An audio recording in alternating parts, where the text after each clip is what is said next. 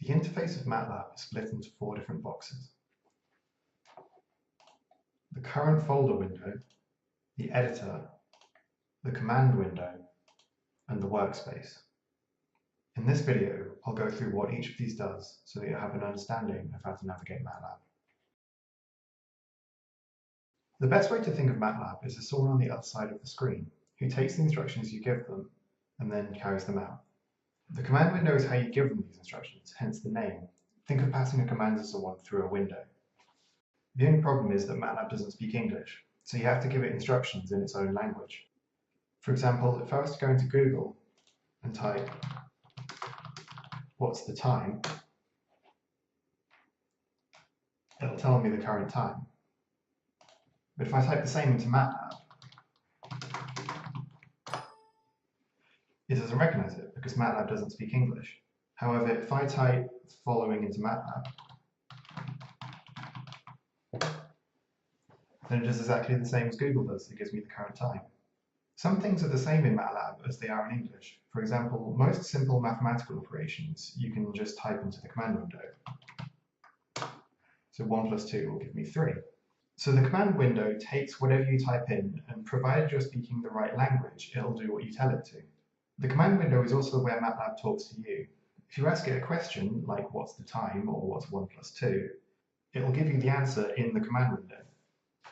It's also where Matlab will tell you when it can't do what you want. Any error messages, like the one you see here, will also appear in the command window. Let's say you don't just want Matlab to do one thing. Maybe you don't just want it to tell you the time or add 2 numbers together. Let's say you want it to tell you time and add 2 numbers together, and also divide 2 numbers, and perform any other operations after that. And let's say you also wanted to do that over and over again. This is where the editor comes into things. In here, you can type out multiple commands, and then save them and run them as a file. Every time you open this file and click Run, Matlab will do each of the commands you've given it, starting at the top and working its way down. For example, if I type in 1 plus 1 daytime clock, which is the command I used earlier to tell the time, and then 2 times 3.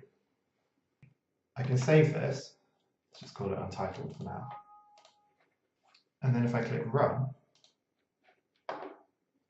it'll tell me the answer to the sum I gave it, then it'll tell me the time, and then it'll give me the answer to the second sum I gave it. If you think of Matlab as a person who only speaks a special Matlab language, using the editor is essentially like writing down a series of instructions for them to remember. You can have multiple files open at a time, and they appear at the top here as tabs.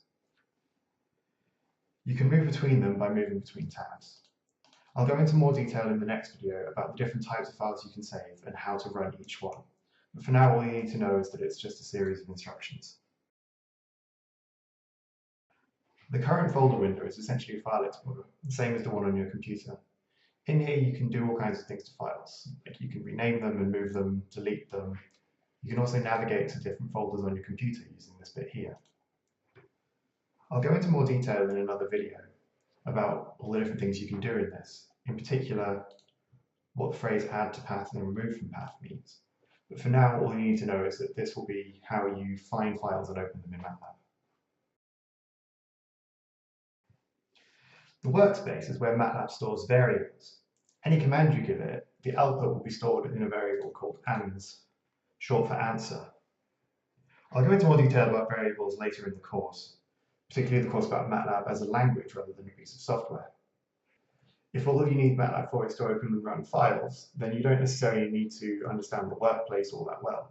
However, it's important to just remember that this is where Matlab stores any data that it's going to use.